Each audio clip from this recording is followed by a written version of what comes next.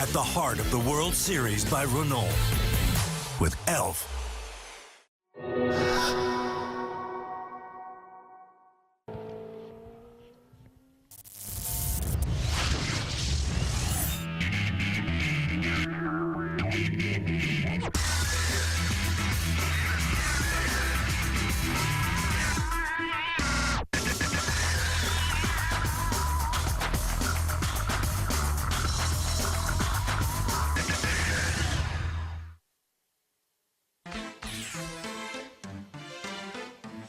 Budapest in Hungary, two cities separated by one river and united as the capital of one of the most western-facing Central European countries. Well, just outside the city of Budapest, over 20 years ago, they built the first modern Grand Prix track in Eastern Europe, and it has been a venue to which Formula One and lots of other racing championships have returned ever since.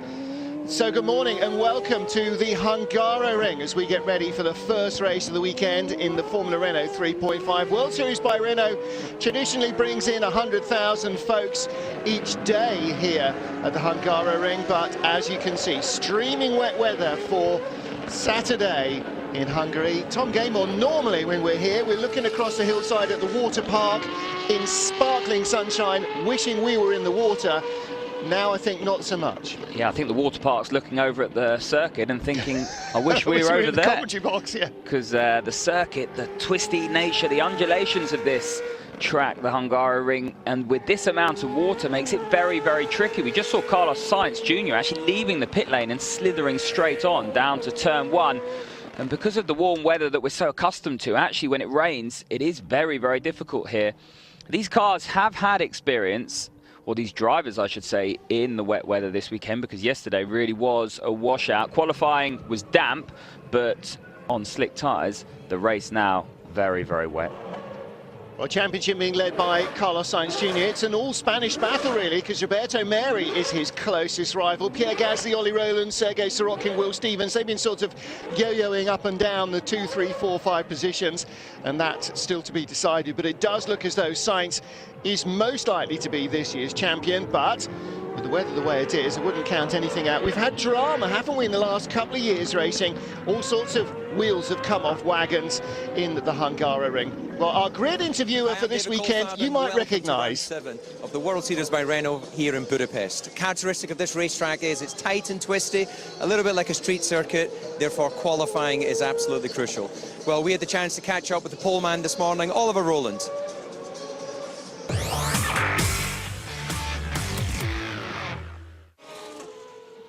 I just pushed 110%, you know. It was a little bit over the limit, but I didn't drive the track in the World Series car with full dry conditions before, so I just had to really go as hard as I could and as fast as I could, and yeah, fortunately it was good enough, so no, I'm happy. Towards the end though, it was pretty dry, so it was just like normal in the dry. Definitely, I've done more than half the job. The rest of the job is to get a good start and then we see for the weather, but for sure Gasly will be fast over race distance. But my job is to do a good start and then it should be quite clear from there. Yeah, so far half the job's done, yeah.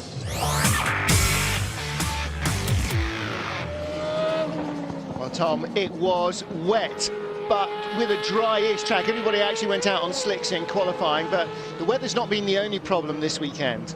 No, we will talk about the brakes and what's gone on in that area as well. It's been far from a functional weekend in terms of how the logistics have panned out for the teams and the drivers. We had a change in brake materials. We've now had to change back to those, and we had a warm-up this morning before qualifying. It really was a strange start to the weekend, but we've got plenty of time to talk about that. I'm sure David Coulthard is probably going to butt in at any moment. No, I know exactly when he's coming, don't worry. They actually seem to be running according to plan. What it has done, though, is it meant our championship leaders are way down the grid. Roberto Meri 7th, Carlos Sainz 14th, so he's got a lot of work to do here. Well, he'll welcome this wet weather, to be honest with you. The Hungaroring, notoriously difficult to pass in the dry, so this is perfect for Sainz Jr. Rowland talking about he's got half the job done, just needs to make a good start and see how it pans out from there. Well, this is very, very difficult for him now because he's the first to arrive down to turn one. Where do you brake?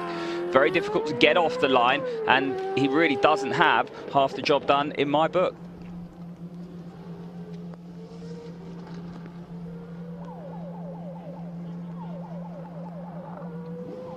Tom wrapped it up because this is where we should be getting Crazy Dave back again. David Coulthard on the grid this weekend, and he's been over to Sochi, to the Grand Prix track there in the last week or so. They have their first race at Sochi this weekend. Russian Touring Car Championship is there. But weather looking a lot better in Russia than it is here in Hungary. Yeah, and judging by the rain, I think David's done a runner by the looks of things. No, still out there. Francois the team manager of Dams. Now, championship leader Carlos Sainz Jr. had a difficult qualifying in 14th. What happened? Yeah, difficult qualifying this morning. We missed the quali. We had the red flag at the end, and it was the time to do the lap. So we are quite far, P14, but we'll fight to get back at the front. Now we're getting into a wet qualifying as our cameraman gets run over by your driver there. We're getting into a wet race. Is that an opportunity for him to come back? Yes, I think so. It's opportunities, but it can be also risky. But I think it's for us a real opportunity to get back to the front. Okay, well, our cameraman was just hit on the back of the legs there by your other driver, Norman Nato. He's third on the grid. Good opportunity for him to go forward. Yes, it's nice to see him back at the front. He was the winner of Monaco race, and he struggled a bit before the summer break, and now he's back, so it's nice to see him at the front. Keep the finger crossed for him. Okay, we wish you luck. Thank you, bye. DC doing well to stay out of trouble as well as the cameraman gets clipped. Incidentally, RPM, Jaime Alguersuari Senior's company that has been running World Series by Renault for over a decade, has just announced today with Renault that they will combine for another 2 seasons, 2015-2016 minimum. And Renault restated last year very firmly their intention to make World Series by Renault, this whole package, a really strong one. And Tom, it still is a great ladder of opportunity. We've got Esteban Ocon 6th on the grid. He's the man, incidentally, who brought out the red flags that so troubled Sainz Jr. He's come in from Euro 3, but last year he was the champion in the 2-litre Formula Renault package, so he's back in a championship, back in a paddock. He knows, he understands, and that's kind of a little bit like racing at home for a driver. You're familiar with everything that goes on around you. Yeah, he's familiar. He wasn't the champion. Gasly was the champion, right. But Ocon very close to him and doing a great job in Formula 3. This is a great stairwell of talent. It's a great ladder to really develop and hone your skills for a driver. As far as I'm concerned, it's the best ladder at the moment. It really does represent every level right up into Formula 1. And Mary got out of the Caterham Monza and said, well, it's not as physical as my World Series by Renault car, and that says a lot about how much downforce these cars have. In fairness, that was a Caterham, not a Formula 1 car. So. Exactly. Moving on. No, exactly right. I mean, it is a great training ground, and that, you know, for Ocon coming back where he knows how it works with the engineers, how it works with the track sessions, you know, things like the tyres and how you use the tyres, and importantly, when you can get your new tyres and all that sort of stuff, you know, all that when the tyre paddock opens and everything else, all of those little bits and pieces that for a new boy are a little bit disorientating. Okay, that's all taken as read. So all he's got to actually do is work out how to drive the car, and he seems to work that out pretty well. He lost his fastest lap for bringing out the red flags, but his second fastest lap was only 7,000 slower, so he still stays 6th on the grid. That's not a bad performance at all. No, it's not a bad performance, and it doesn't really surprise me that he's right up there straight away. I mean, the F3 car is very much like a junior version of the World Series car. It's over-gripped and underpowered. These cars are arguably over-gripped and underpowered, and with the Michelin tyre very, very stable, durable and predictable, it means that drivers can just focus on what they've got to do, and that is progress and develop. So Ocon really just going up a notch, and his talent is, well, there for everyone to see. He's a rookie, he's leading the F3 Championship. Verstappen's a rookie, he's second, he's going straight to Formula 1 next year, and Ocon really is, in my eyes, not far behind him. Well, another youngster who may well be in this championship next year is 2-litre leader Nick de Vries. Now by Nick de Vries, he's leading the 2-litre championship. How's your season going so far? Presumably very good as you're leading. Yeah, so far things have been going very well. Last weekend we won the Alps Championship, and currently we are leading the Euro Cup Championship. Obviously, it's still a long way to go, and well, we have to stay focused till the end of the season, and hopefully we can finish where we are right now. Well, you're focused on this year, but you must have one eye on the future. So what can you tell us about your plans for next year? Well, obviously, it's in the back of your mind, but currently we are really focused at winning the Euro Cup Championship, and then probably a logic step forward would be in Formula Renault 3.5, but for now let's focus on our remaining season. And you're part of the McLaren Young Driver Development Programme, a team that I know well from the past. How important is that for your career? Do you really get an insight to the Formula One team already at this stage? No, not in the team, but at least it's very, very important for me to be part of their junior or young driver program. Without their support, I wouldn't be here where I'm right now. So I'm very thankful for them. Okay, well, we wish you luck for the future. Thank you for your time. Thank you, David.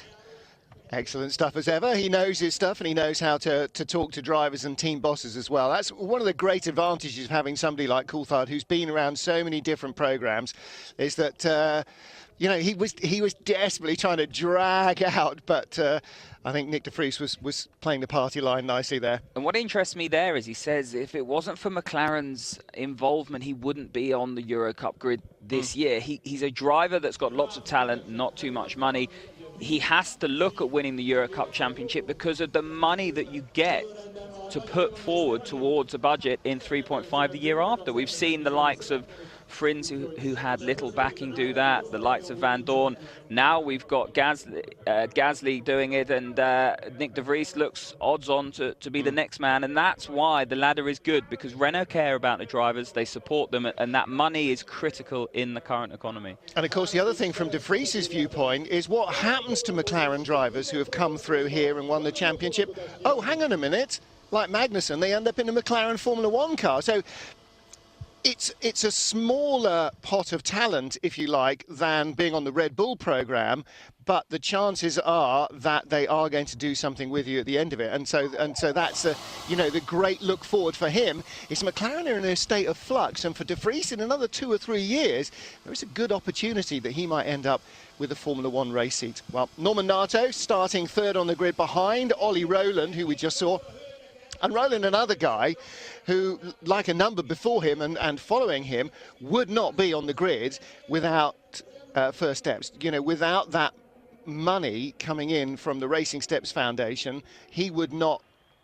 Well, he wouldn't be racing anymore, would he? No, I mean, it's as simple as that. Back a number of drivers, and Ollie Rowland's one, and they do really put their money behind drivers that don't have the opportunity to go racing but have a huge amount of talent. Ollie Rowland's a great character. I really like how he carries himself. He's fixated on being himself. That's the most important thing in my eyes. Motorsport needs more characters. He's certainly one of those, and he's got a huge amount of talent to go with it. And, you know, he's on pole position. That's his second pole of this year. He's had 1 win already and 3 podiums, and he's had a bit of bad luck as well. And so take that out of the equation, and, you know, Ollie Rowland really is right up there. I mean, Mary, for me, was my man at the moment going into this summer break, and what a long summer break it's been. And we just got away from Will Stevens there. He'll be hoping for a better end to the season. He won the first race this year, and he came into 2014 as a real title contender. He still is that. He's down in 6th at the moment. It hasn't gone the way he would have wanted, though, and certainly he'll be looking for that all-important win come the end of the back end of the season. Well, this young kid, Esteban Ocon as well, Frenchman, really impressed me this year with his racing ability in Formula 3, but also with his maturity. When things go right, he's very gracious. When things go wrong, okay, let's move on. Nothing seems to faze him. He's just got this quiet confidence. And with former champion Team Contec, he's 6th on the grid ahead of championship second place man Roberto Meri, who just seems since the middle of the summer to have really hit a strong vein of form. Now, of course, Sainz has already had 5 wins to Mary's 2, but Meri seems to be on the catch-up. Let's see if he can turn that speed on today as well. At the heart of the World Series by Renault with Elf. Well, looks dry enough to me. Slick, surely, Tom Gaymore. Well, yeah. It's a brave man. Commonly known as very wet at the moment. And raining again as they start the formation lap. Led by Ollie Rowland and Pierre Gasly, Norman Nato, Mathieu Vazevière. Esteban Ocon, the rookie, in 6th, making his debut. And our championship leader, Carlos Sainz, starts in 14th place on the grid. Second man in the championship, Roberto Meri, starting 7th. So a chance for him to produce something. And Sainz, well, if he can make a good race out of this, then he's doing well. Our second debutant is Nicolas Latifi, the Quebecois, who races as well in the Formula 3 Euro Series. Luca Giotto, Will Buller and Sergei Sorokin all failed to set a time within 107% in yesterday's damp qualifying. They have, however, been allowed to start, and Ollie Rowland leads the field to the front of the grid here at a very wet Hungaroring.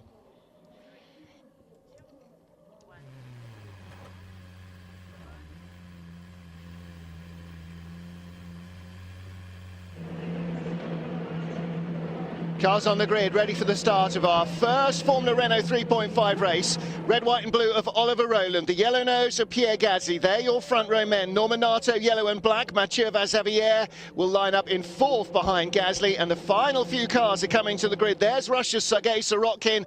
Red lights are on already as the safety car arrives in the background. 5 on, then 40 minutes plus a lap. Away we go. Little bit less grip perhaps on the racing line where Ollie Rowland starts, but he gets into the lead. Norman Nato gets left in the spray. Will Stevens from the 3rd row of the grid on the driver's side, or the driver's left, comes around, and is that Roberto Meri up the inside? It is indeed. Meri with an incredibly good start from 7th place. Rowland with just what he wanted, just what the doctor ordered. From pole down to the first corner, fairly drama-free. Gasly started well as well. Sainz in about 8th there, the second of the Red Bull cars, and somebody going very slowly. Was that Will Stevens?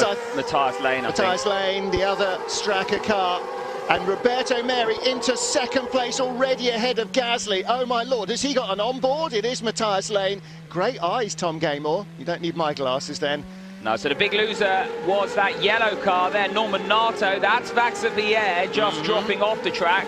And now it looks as though Jafar is about to put a move on Sorensen. Sorensen's off. And that's the battle, 7th, 8th, and Sainz goes through as Jafar shuffles into Sorensen, and contact there again into the chicane. That's Jafar again getting eased off. It's very squirmy round the back though, no traction at all. That was great to watch, wasn't it? That gives you an insight of just how difficult it is in these conditions. Jafar, he just was looking at the accelerator pedal and the car was spinning those rear wheels up. You could hear the revs. He was pulling gears to try and get some sort of traction. These cars do have throttle maps on them that they will be adjusting in this opening lap to try and help us. Sainz for 6th inside Nato. Nato keeps it on the outside. That's brave. Sainz will have a better line now because they will be looking at the historical wet line that you see, and these drivers will have learnt from karting. You're around the outside off the rubber. And of course that was his teammate, Sainz's teammate Norman Nato. They're both in the Dams team, although Nato in the traditional Dams yellow and black, and he gets dive bombed as well up the inside by Sorensen, who moves up into 7th. Nato from 3rd on the grid, now down to 8th place. Well, Nato, if you're going to use that line, you've got to be aggressive on it. Sorensen just up the inside on the wet line. And Vaxavier, he hasn't been on the track yet, has he, in this first lap? But he's still there. He's obviously using the bad karting line around the outside plus. Yeah, he might end up with track limits problems. So let's look at that first lap. Ollie Rowland's going to check out because he's the only one that can see where he's going. Meri now up to 2nd. Gasly down to 3rd. Will Stevens with a good first lap in 4th. Vaxavier, who we're watching, 5th. And Carlos Sainz Jr. looking very racy in 6th. Expects Sainz Jr. now to put Vaxavier under pressure in the next few corners. Well, this is just a great indication, isn't it, that the top of the grid guys, or the top of the championship guys, are where they are for a reason. Matthias Lane is in pit road. Nicolas Latifi either stalled on the grid or has been in the pits already because he's shown as a lap down, but running. And I don't know what was up with Matthias Lane's go. It sort of sounded like it had just gone into get you home mode. Yeah, may have been contact. They're looking at the rear suspension. There you go. There may have been contact down into turn 1. It's not beyond the realms of possibility. Really, in the wet weather? Well, here's the battle for the lead then. Ollie Rowland being caught very fast by Roberto Meri, who could see where he was going and is now right up behind the Briton. and comfortably quicker on both of the first two sectors of the lap. Tom, here momentum is key, isn't it? Because anytime you try to really push the throttle hard, it is going to spin the wheels. If you can carry mid-corner speed, that's going to be your ally.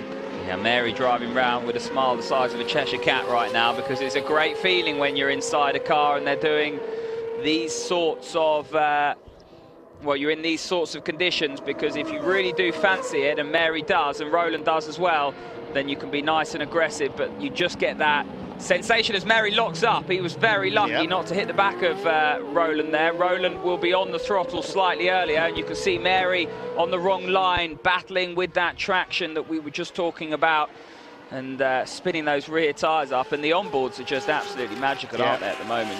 It's like when we go to the rallying onboard, you just listen to those revs rise, the driver playing with the throttle, dancing on it, and then flicking gears to try and get rid of that wheel spin. Well, a little bit like cars would have been in the 70s, with no grip from their tyres and no aerodynamics to help them. Matthias Lane is retired. Will Buller also in the pit lane. I'm not going to make 2 and 2 out of that as we watch our leaders, Ollie Rowland, the red, white and blue, and the red with white and blue, if you follow me, of Roberto Meri. Meri a second quicker than Roland that lap, but from 8th on the grid. Watch him on the extreme right-hand side of your picture, behind the silver number 11, as Ollie Rowland takes the lead. Meri just goes out on the left, in the clear, so he can judge his braking distance more than anything else. Yeah, Latifi's stalling there. That's not too unusual with the pneumatic clutch that we have on these cars.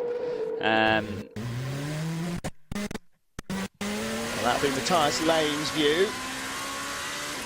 And probably had not much more visibility than the camera has. And of course, no time to take your hand off and wipe your visor. On board with Jasman Jafar. Again, as soon as the tyres start to spin, the water just rises in the air and comes down in your face. So that's a good start. They have launch control, 6 different maps that disengage at about 50 kilometers an hour. I say about at 50 kilometers an hour. Those maps range from about 5,000 RPM to 8,000 RPM, together with the throttle maps, 1 to 3, 1 being aggressive, 3 being passive. There's quite a lot for the driver to think about at the start, and Roland doing very well here. Now Meri is going way over to the pit exit and then cutting across, and then when he's still turning, getting on the brakes, and that's the second lap in a row where he's looked like he was chucking it off at the first corner. Yeah, you just can't see where you're going, so there's a little bit of trying to cool the tyres down, but also he needs, as he's wide again, I mean, Meri, he's got unbelievable car control, hasn't he? He's also got something else to go with it. And cojones, are we saying? Yeah, exactly. He's in danger of, well, he's sailing close to the wind, should we put it that way? I mean, Roland just looks a bit more controlled at the moment. He's settled into a rhythm. Meri looks as though he's enjoying the conditions and he's really got the bull by the horns, but you've got to try and settle that car down, because it's a bit dramatic for my liking, and with 33 minutes still left on the clock, there's plenty of time for that to go wrong. I mean, Gasly looks reasonably good, even on but his own. Well, he's twitching all over the place, but he's clearly there, even on that little short straight, hunting out some water. And there behind, the second Red Bull car lunges to the inside of Mathieu Vazavière. Does Carlos Sainz get through? He was sort of going the long way round there, which is inside the first right and then outside on the second. Not sure that that's not Carlos Sainz, incidentally, director. Not sure the director spotted that. In fact, I can pretty much guarantee he didn't. Let's look. Hold the shot, hold the shot, hold the shot. He got through past Vazavière. So Sainz is now up to 5th place. Will Stevens in 4th.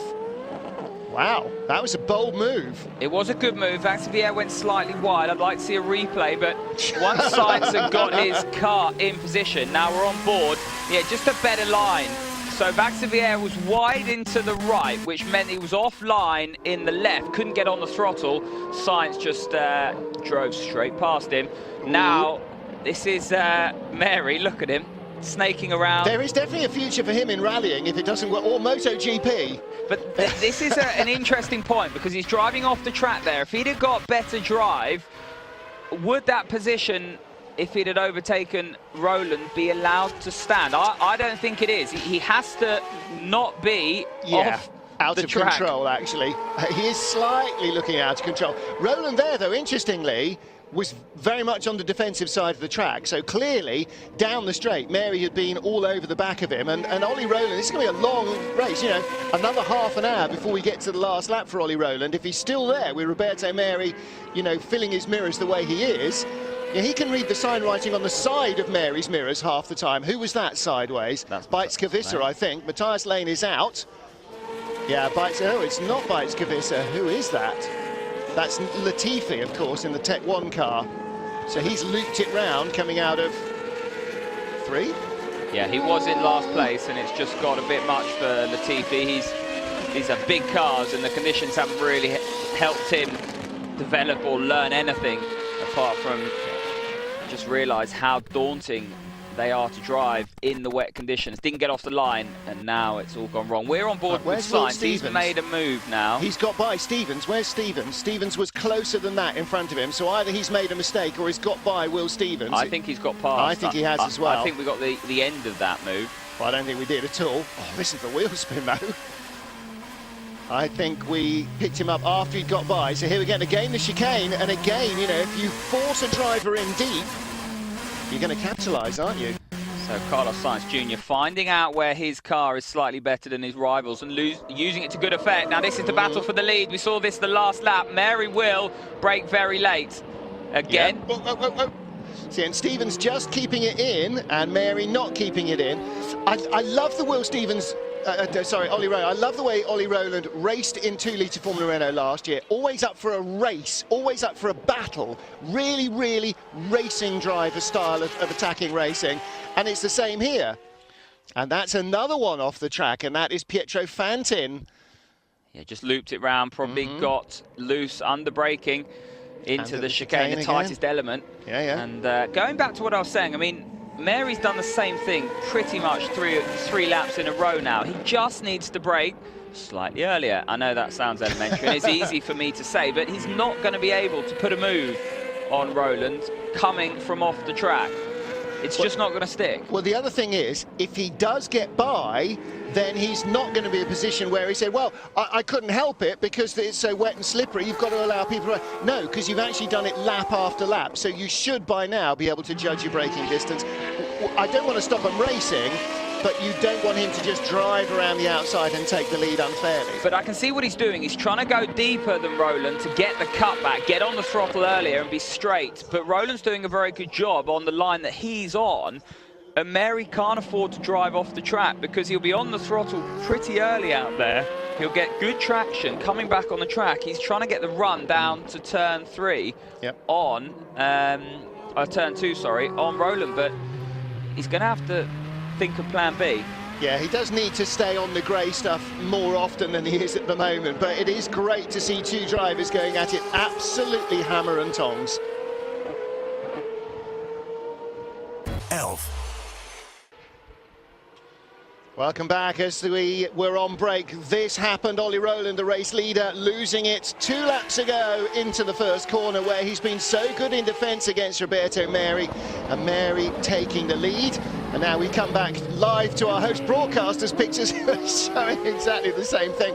But Tom Gaymore, you know, it's been a battle under braking there between the two of them, but Rowland finally there actually just dropping it off the road himself. Yeah, Rowland had done such a good job leading. He finally cracked. He was under a lot of pressure from Mary. Mary being very aggressive, and we saw them side by side down into turn 1 the laps before.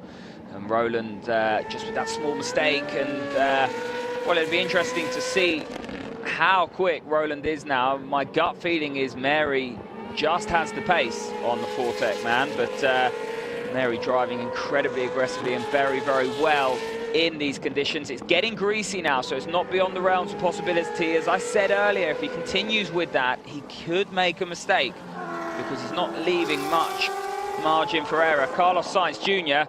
closing right up to the back of Pierre Gasly. They're both Red Bull liveried cars. They're not actually teammates, as you'll see there on the graphic. Pierre Gasly driving for the British team Ardent Motorsport. Carlos Sainz Jr. driving for the French Dams, and Dams very, very well known within this formula, as are Ardent Motorsport, but Dams really the team at the moment, I should say. Dams also racing in the Formula E Championship this weekend in Beijing, so split focus. I don't suppose that'll be slowing down their World Series program in any way, shape or form. They've got a championship to win again, and Carlos Sainz is now homing in on Pierre Gasly, isn't he? And Roberto Meri, the man who's trying to catch Sainz in the points, now he's done what he can do. He's in the lead.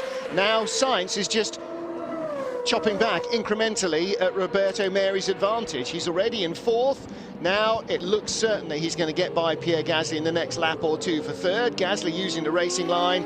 Sainz really triangulating the corner there to try and get a drive off, and looking to try and take this third place. Well, Meri is a superstar, I say, in the waiting. He's been in the waiting for a while because of how long it's taken him to get his name back into lights. He won the European F3 Championship. He went to DTM, didn't quite work out. He got binned out of that at the last minute going into this year. Was left with a drive in World Series by Renault with an unfancied team, Zeta Corsa. No disrespect to them. He had to work with the team. They've worked very, very hard, and they've used each other's experience and knowledge to get that car to the front. And if you look at the last 4 races before this weekend, I mean, 2 wins, a second and a fourth out of those 4 races, a great return. And Meri really is the man at the moment. And if he can win here, well, he's, well, you know, you're in danger of overshadowing this man, Carlos Sainz Jr. in picture. I mean, Carlos Sainz Jr. is leading the championship, but ultimately Meri is the one racking up the wins. Now then, we might, in the next 25 minutes, be heading into a bit of a quandary because it stopped raining, and as you can see in the last couple of laps, there have been a couple of little bright sunny patches. Most of the sky is leaden, grey, horrid. It's still pretty blustery, but the track is going to dry and the tyres are going to wear. Who is going to be able to hang on best? Those who have done the least work on their wet weather tyres, or those who do the least work from now on. Presumably, Roberto Meri still setting faster laps than anybody else in the race lead. He needs to cut that out. He needs to slow down a bit. He's 5 seconds ahead of Ollie Rowland. He needs to slow down a bit and hunt out some water. Well, like I said, he's got 2 speeds, flat out and stop. He's driving very aggressively, but he's making it work. So, all credit to Roberto Meri. There's been some legends gone by within this sport that really relish the wet conditions, and the way Meri's driven so far, well, his name's right up there with them, the likes of Ayrton Senna. Those individuals were very, very quick in the wet conditions, and I have to say, Ollie Rowland's no slouch, neither is Pierre Gasly or Carlos Sainz Jr. Meri is 24 seconds up the road from this battle, Pierre Gasly and Carlos Sainz, in 9 laps.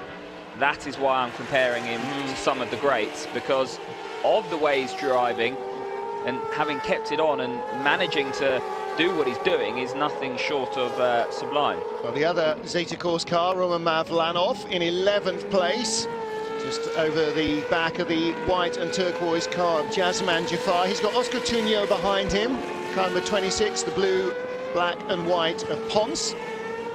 Cito Ponce team have always, I think, significantly sort of underperformed. They need to have some sort of star sparkle, either a star driver or a star engineer that can move their program on. And this championship quite often has shown one or the other, preferably both, can make the world of difference to a team that previously have floundered. Or if you lose that little sparkle, I'm thinking here maybe somebody like Tech 1, suddenly you look like you're off the boil. Tech 1 championship winners, championship winning team 2 or 3 years ago, and now just sort of in the middle of the field.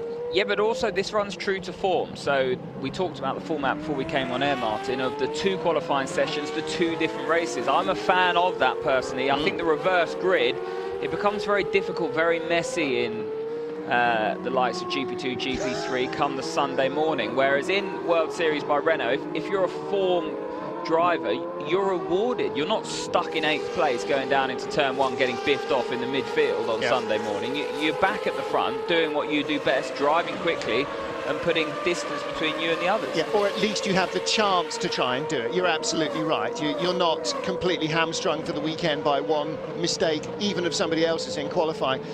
Your point well made. I was chuckling only because 2 of the 4 drivers we were watching there through turn 13 didn't quite seem to be able to get around it. But, you know, it's still really, really, really, really wet. A lot of the track is absolutely soaking, so that even the wet weather tyres are struggling. And there again, classic example, off goes Sergei Sorokin, and through goes Luca Giotto. And it's greasy, that's the Marlon problem Stockinger, as well. So the little blocks on the wet weather Michelin will start to overheat now. That loses you performance, and the track is at this very, very uncomfortable stage for the drivers. All the oil is on the top of the surface and the rubber's there, and it's literally like driving around on an ice rink. It almost gets more slippery. Sorokin this time gets around Stockinger, because Stockinger had gone off on the run down to turn 5, which you thought might have been a little better, but oh, they come to an absolute dead halt. After you, Claude, Stockinger this time up the inside, out of 7 into turn 8, so he gets the place back. Fantastic scrapping here for 13th, but you can't take the racing driver out of the boy, can you? No, you can't, and these two just really showing how slippery it is right now. It's incredibly greasy. The amount of input they're having to put into the steering just to try and get these cars into the corner. Really incredible. The cars have got to be dead straight almost when you're building the throttle on the exit as well, otherwise you just spin the tyres and you go nowhere. Well, there you go. Great shot of Carlos Sainz fighting the car hard with both hands. And kids, if you grew up before high downforce era Formula One, this is what it used to look like. Roberto Meri leading our race here. We're halfway through, more than that, 17.5 minutes plus a lap, and he has stopped setting fastest race laps, but only by a couple of tenths. So he is clearly in a rhythm that he is not keen on breaking. And Tom, that's probably a really good choice. Yeah, I mean, I've already likened him to the greatest driver the sport's ever seen in wet weather conditions. Some of you at home might think, well, that's a bit premature in the junior formulas. Don't underestimate what a masterclass this is. 11 laps, 11 seconds the lead now over Ollie Rowland, 26 seconds the lead over third place Pierre Gasly in 11 laps. That in a one-make formula is nothing short of astounding. And Roberto Meri deserves all the plaudits at this stage. Still 16 minutes left though. And as you said, Martin, there's still plenty of strategy that's going to play into this in terms of how well you've treated those Michelin tyres. And also, you can make a mistake in any moment in these conditions. It doesn't matter who you are. It is really, really difficult. The concentration in these cars will be right on the edge of the driver's limitations, because really they'll be totally focused, and one small minute error, it can all go away from you. Astonishingly, bearing in mind what we've been watching for the last 30 minutes, the stewards have actually warned somebody for track limits. What? Where has Meinert van Buren been? How far off can you go that they actually finally say, right, that's far off enough? He's been down to the water park. Well, yeah, presumably he's been off down the motorway, because Roberto Meri has pretty much been in a different postcode for most of the lap for a lot of the early part of the race. So Meinert van Buren has obviously displeased them by going off somewhere very bizarre, and I'm not quite, or staying off and not bothering to come back on. Not sure where that would have been. Doesn't matter, he's right down at the back. Between Zoll-Amberg and Beitske-Visser, in fact.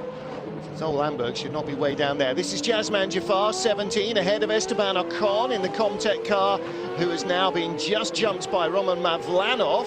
No, he's not. He's got by them, hasn't he? Because that's Stockinger coming through. Oh, no, he's behind them now. This is Tunjo on the outside of Jafar, down to turn 2. And Oscar Tunjo made his debut at Spa. He's actually not had a great return in terms of results, but he's shown that he's a real capable driver. He was 6th in Euro Cup last year, and he's really got to grips with these big cars very, very quickly. And he could be one to watch. I've certainly marked him down as one to watch, and a very, very promising young Colombian. We'll have to wait and see exactly how his star rises. Occasionally you get a little bit of a false green on some of these, don't you, where you think, oh yeah, he's going to be a superstar, and then he vanishes totally. Yeah, not with the drivers I tip.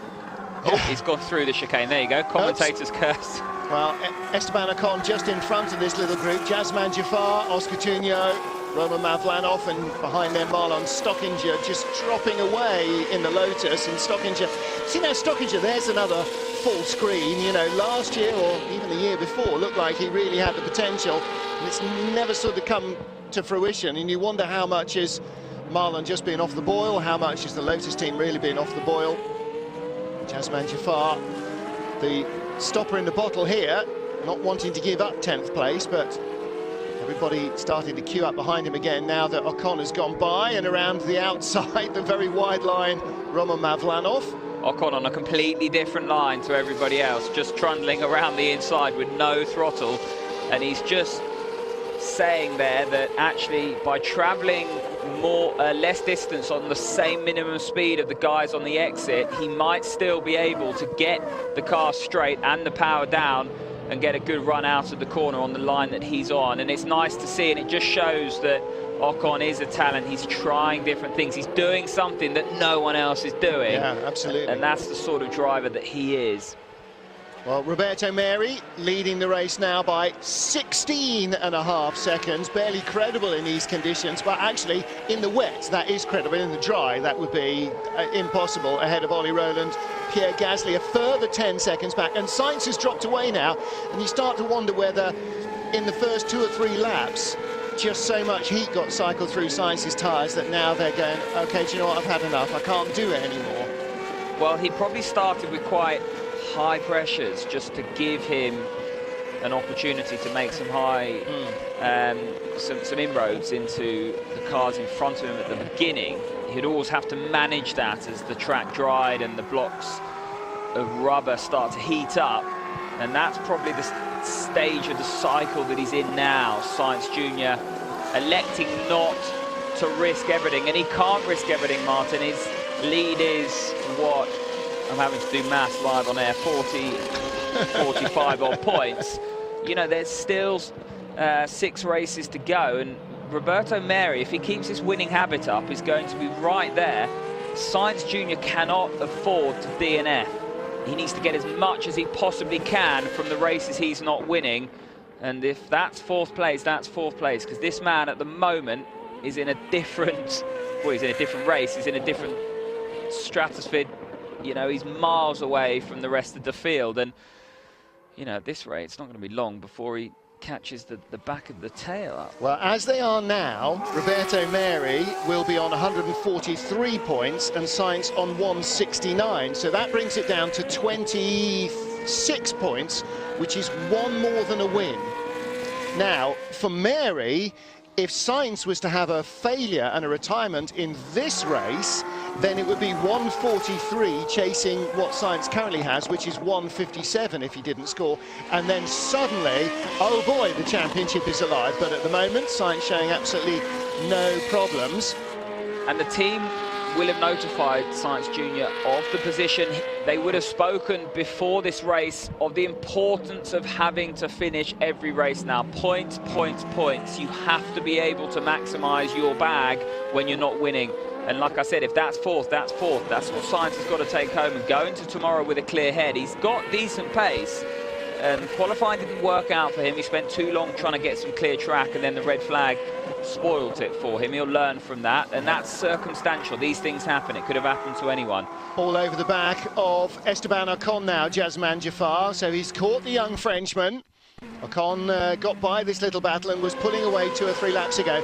Roberto Meri's just set another fastest race lap, a 154.4. Ollie Rowland also setting fastest personal second sector times. In fact, everybody is. This second sector is drying out fast. Now, sector 1 goes from turn 4, ends at turn 4. Sector 2 ends on the run up the straight to here. So it's that bit at the bottom of the circuit which is drying out fastest. Watch Ocon's line here. He's just carrying the same minimum speed as the rest, but travelling a shorter distance, still managing to get a decent exit, because the exit is so short up to the last corner. He doesn't actually have a big cumulative lose. He's actually gained on Jafar there. And the other thing is, of course, he's stressing his tyres less by spinning them up less, and so they've got more grip. He can do that too.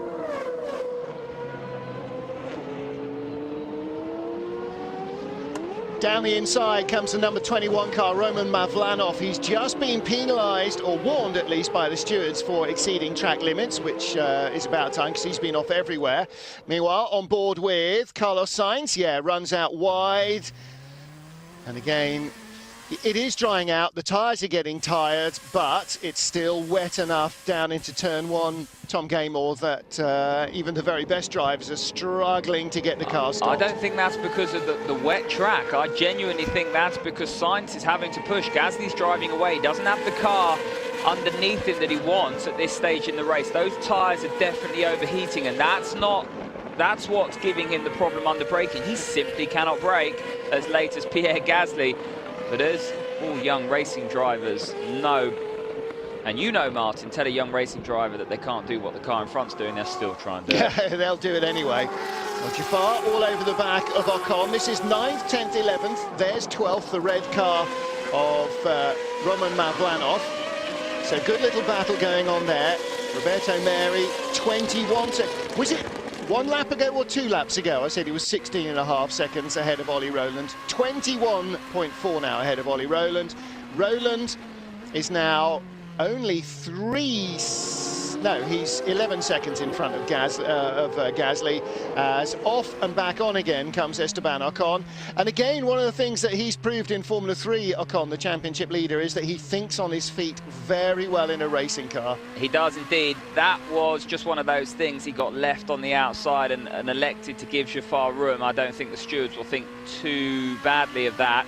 We're going to have a replay. Interestingly enough, Jafar has copied Ocon's line the lap before. So I was just highlighting a lap ago how Ocon had pulled away from Jafar. Jafar's thought, hang on a second, he's doing something slightly different and it's better. So he's cottoned on. Yeah. Well, you learn by watching, don't you, a lot of the time. I mean, it's the same with everything else. On the pit wall, people watching as the time ticks away. 7 minutes and change to go. And up the inside, can he hold it together? Just. Mavlanov gets past Tunio. Well, he was warned a few minutes ago for track limits. That's just been shown on screen. He got through there without actually having to go off the grey stuff, which is quite good. The next warning, I guarantee you, will go to Ocon. And that's why we're looking at the ISR pit wall there, because they were thinking, well, hang on a second, Jafar got up the inside, and Ocon's managed to keep that position. But you know, modern day racing, the curves are flat on the exit. There is a little bit of an overrun to be had, and you can always argue, well, I was just giving him room. I was on the outside. We would have touched otherwise. Yeah. Well, we were having the flat curve versus takeoff ramp, discussion earlier, weren't we, watching the Nico Prost, Nick Heidfeld shunt from Beijing.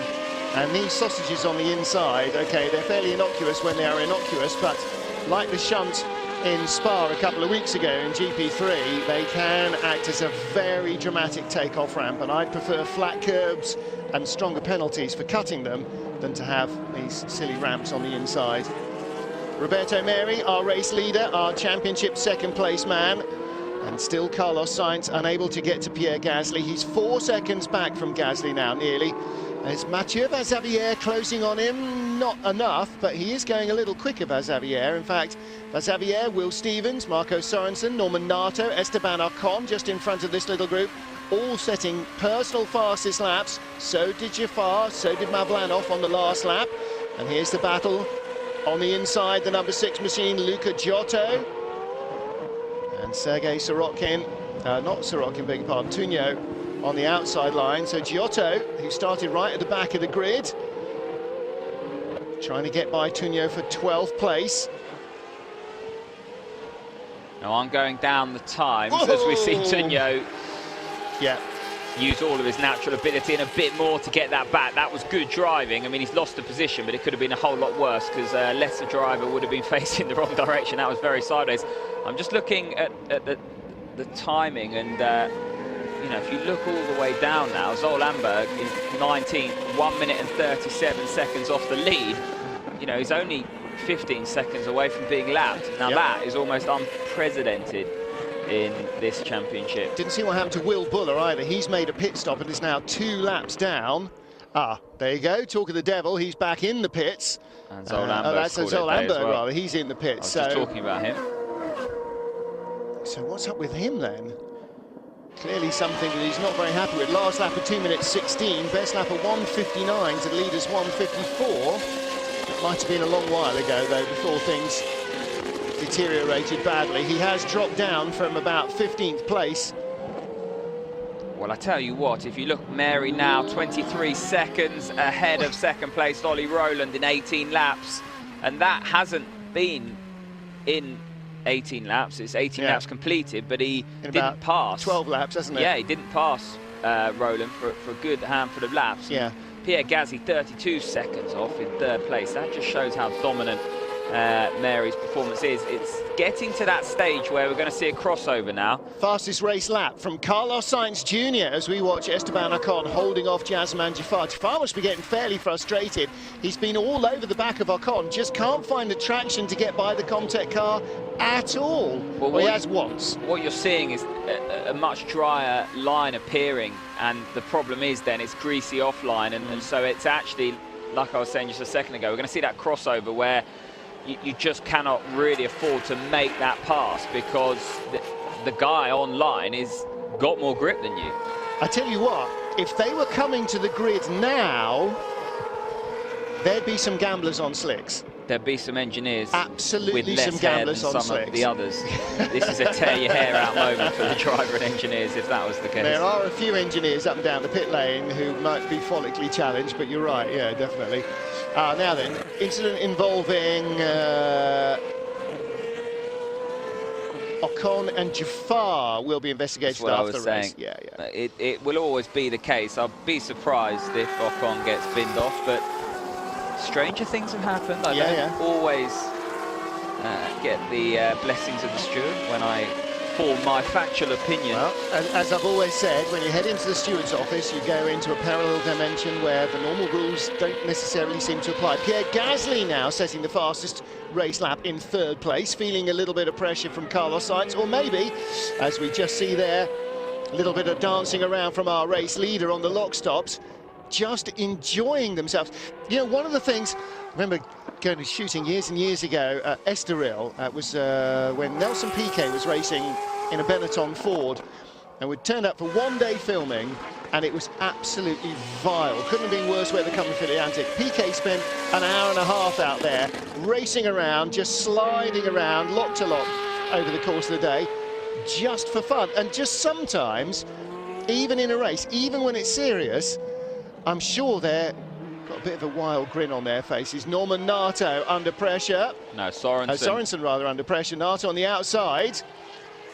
Ooh, trying to cut back.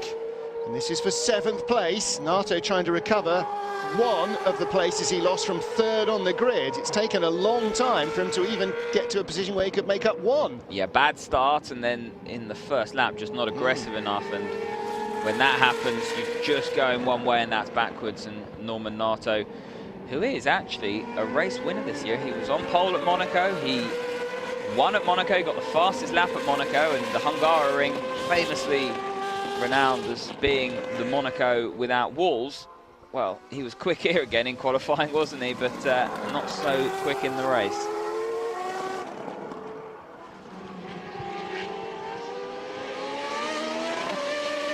Nato's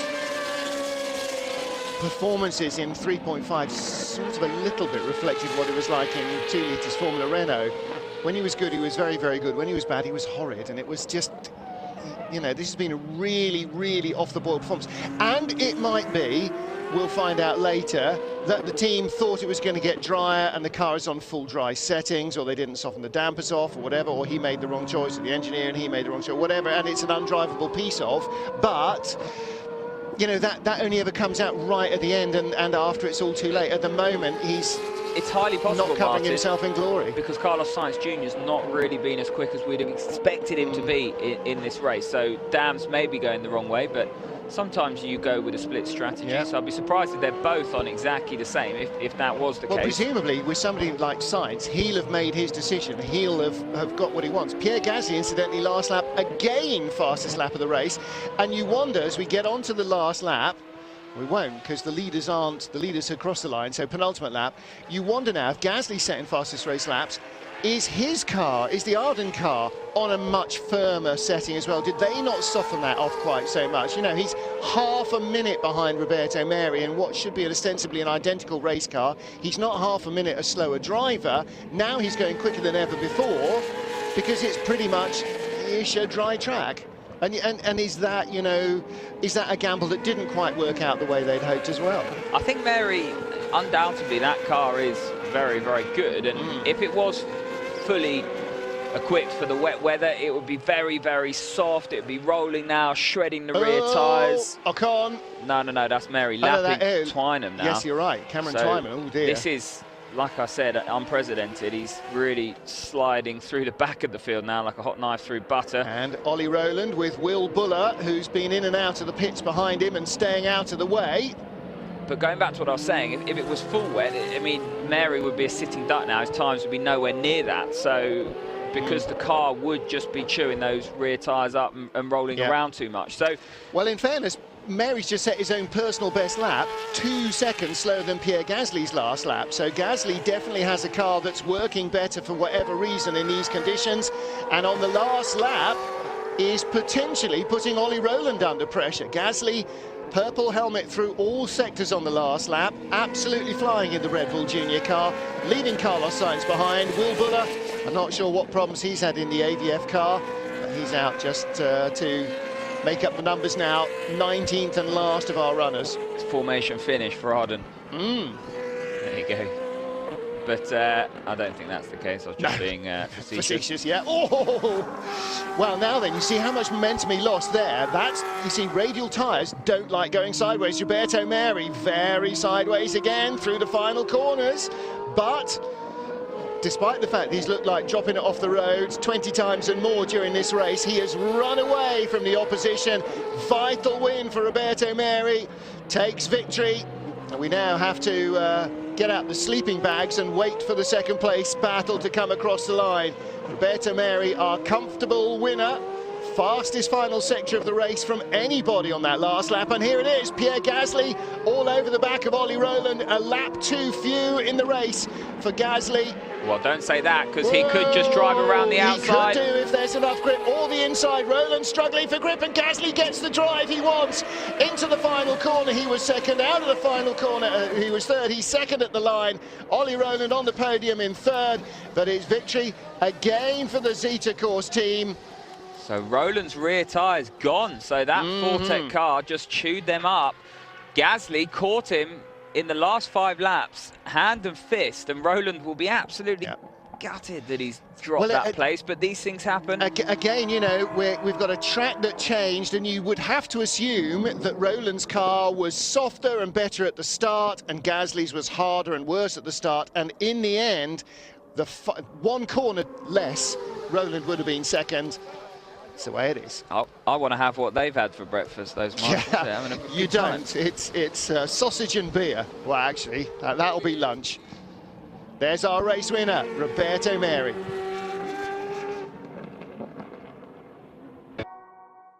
At the heart of the World Series by Renault with Elf.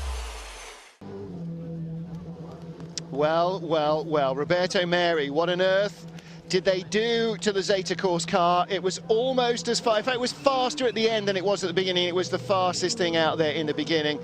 Dramatic race from him. And if he's not got the biggest grin, silly grin under that helmet, I want to know why, because boy, he must have just had the race of his life, Tom Gaymore. He enjoyed every second of that, so did the Zeta Course team. Look at that, 30 seconds over Gasly and Rowland, who in their own right are the stars of the future. Roberto Meri take a bow. That was a masterclass in wet weather driving. I've marvelled over it throughout the course of this 40-minute race. Do not underestimate what we've just seen. That was quality. Yeah, really dramatic stuff. Fantastic race 1 here at the Hungaroring, despite and because of the weather. So Roberto Meri in Parc Fermé, Ollie Rowland there on the left until the last corner of the last lap was in second. But Pierre Gasly's car just too good. Not much tyre left on the back of the Fortec car. And Pierre Gasly's Arden car, it would seem, with a firmer setup than Rowland's, just had tyre left at the end. but it was all about Roberto Meri today. Vile weather, vile conditions, and still he just brought a smile to everybody's face. Fantastic race from him, and vital for the championship as well. He closes to 26 points now behind Carlos Sainz, as he scores 25 for the win, Sainz 12 for fourth place. I tell you what, Gasly closing up a little as well. Championship fight on, Martin. Do not go anywhere. This championship is going to go down to the wire, and this man, Roberto Meri, who's got the bit between the teeth, he's got the momentum with him, and certainly will be a real thorn in the side of Carlos Sainz Jr. as this second element of the season folds out. Roberto, many congratulations, a brilliant drive, and a huge gap on the finish line. So it was maximum attack today? No, I mean, at the start, I started from 7. It was a bit tricky there. I had a really good start, and then I chose the right point for the braking. I was P3 afterwards. Then I overtook Pierre on the corner 2. Then I was behind Oliver. He was much slower than me, but because I was behind him, I was not able to see anything, and then I didn't want to race the win. Then he did a mistake, and I used this benefit to overtake him. But yeah, it was quite good, and generally the race was really good. We had a good car, and I really drove well, and that was the key for today. We make a huge gap, and it was really nice. Any tricky moments, because it was very tricky on track? In 3 laps to the end, I had a massive oversteer coming out of corner 3. I almost broke my hand. I have like maximum full lock to the left, and the corner was going to the right. And yeah, it was a really tricky moment over there. It's a really good thing is to keep alive your title chances. Yeah, sure. I don't know where Carlos finished, but now for sure we are closer on the championship. But also Piero and Oliver, they are right behind me. Then now the fight for the championship is really tight. Let's see what's going on for the last races. If it's going to dry tomorrow, it's going to be the same? At the same is difficult because to win with 30 seconds of gap is pretty hard. But for sure we try to do as good as today, and we will see what's going on. Thank you. Only one moment of drama. You're joking. I don't know what race he was in. It was drama from start to finish. Meri at the start from 7th on the grid, chose to go potentially dangerously out on the outside and then cut through the pack there. You can see him just moving across to the left of your screen, and on the inside, I mean, he came within a couple of yards of being the leader out of turn 1. Just a remarkable getaway. The start to a remarkable race. As everybody else struggled, he seemed to just hook up and get going right from the start. Little kiss on the side of Jafar's car from Carlos Sainz Jr. Here we are on board with the Spaniard just siding through up to what would be 4th place past Will Stevens there. This was the battle that ensued for a couple of laps as Roberto Meri tried and failed to get around the outside of Ollie Rowland. Ollie Rowland drove incredibly well to keep the Spaniard behind. He was under huge amounts of pressure, and as some of the others faltered, it was Ollie Rowland's turn next as he locked up and went wide at turn 1, and then Roberto Meri pounced and never looked back. No, it was pressure all the way for Ollie Rowland. We were saying what a long half an hour it was going to be if he had to hold off all the time, but in the end Meri was just quick enough to get by him. Sainz struggling a little in the very wet part of the races, but still, like Meri, making up for a tough time in qualifying. Came from 14th on the grid up to 4th position, and probably just as well that he got through all of these battling guys early on in the first lap or two, because there was some epic dices. There's the one that nearly broke his wrist, he said, and that was a proper lock-stops moment, wasn't it? Really, let go. Yeah, that's where you let go of the wheel and you trust to luck or judgment whether it comes back or not. And Roberto Meri, epic race, really, really impressive stuff. Pierre Gasly, fastest race lap on the final lap to drive outside inside of Ollie Rowland for 2nd place. So in the championship, my maths was good. 143 for Meri, 169 for Carlos Sainz, down the gap to 26 points. And Pierre Gasly now is 48 behind. We've got 5 races left. 1 tomorrow here in Hungary, a pair in Paul Ricard, a pair in Barcelona. So still a lot of points. What's 525s? 125 points on offer. The leader's only got 169. It's Jerez, I think, the last round. Jerez, rather. So, so we have got a lot of points still to be won. And of course, they'll go out and do it all again, wet or dry, tomorrow. There's Ollie Rowland, third on the podium. Tomorrow's a big, big day for Carlos Sainz Jr. 5 cars, and don't forget, race 2 comes up tomorrow at the same time. 13:45 CET, 12:45 British Summer Time. We'll be on air, and the race will start live at 2 p.m. or 1 British Summer Time. So from Tom Gaymore and me, Martin Haven, till this evening, when we'll be bringing you the highlights of the 2-litre Formula Renault Euro Cup race. We'll see you then. Goodbye for now.